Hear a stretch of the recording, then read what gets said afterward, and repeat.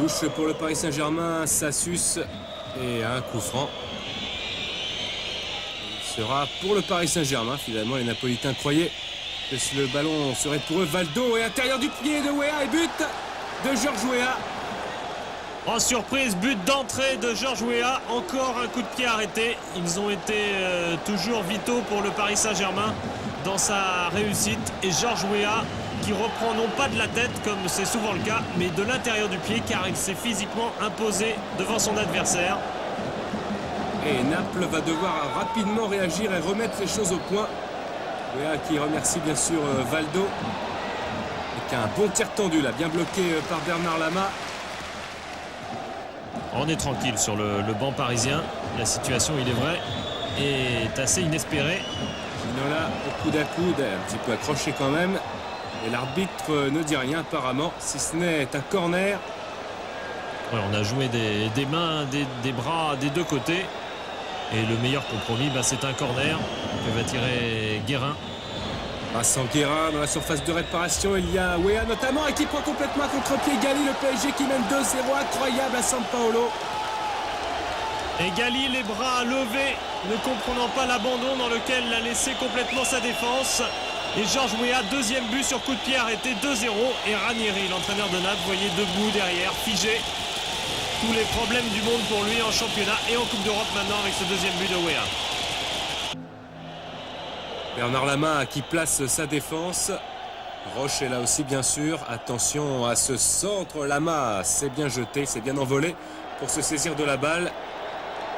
Coup franc de Zola, toujours très dangereux sur coup de pied arrêté aussi. Gianfranco Zola, terne.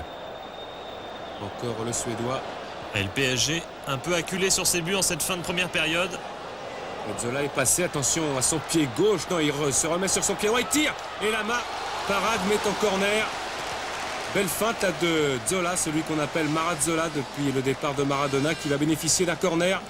Oui, grâce à son numéro 10 et grâce aussi à ses performances, car aujourd'hui c'est le seul Napolitain qui ressort un peu. Corner donc de Zola, important peut-être de marquer avant la mi-temps, mais le danger est éloigné. Et la voilà cette mi-temps sur ce ballon récupéré par Terne. 2-0 pour les Parisiens, c'est un excellent résultat pour l'instant. Oui, très très étonnant, il faudra résister à Naples, mais je crois qu'il y a des jets de pierre, ça prouve qu'on a peu confiance dans le public napolitain.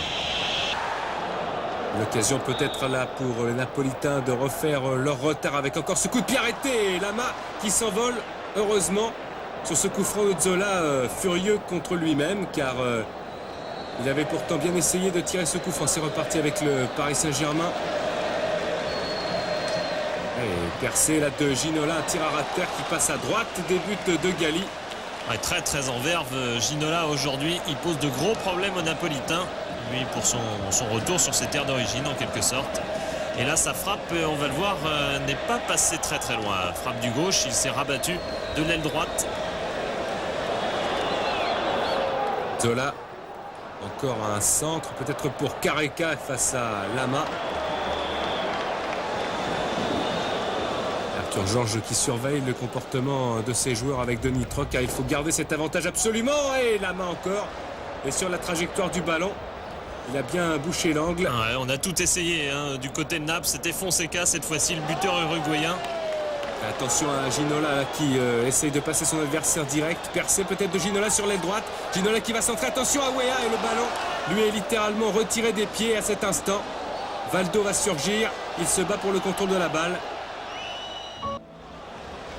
Coup franc. Décidément beaucoup de coups de pied arrêtés. Zola enveloppe et manchette de Lama qui a retiré ce ballon de sa transversale.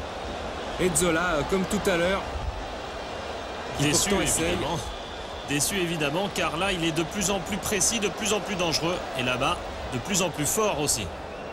Le temps réglementaire est pratiquement terminé. Attention, peut-être une dernière possibilité pour les Parisiens. Gali va jouer vite bien sûr ce ballon. Les Napolitains vont essayer de marquer un but. Et bien ce sera trop tard. Fin du temps réglementaire et exploit des Parisiens qui gagnent à San Paolo sur ce score de 2-0. Ouais, ce qui laisse de bonnes chances pour le match retour. Et puis c'est surtout un exploit exceptionnel que de gagner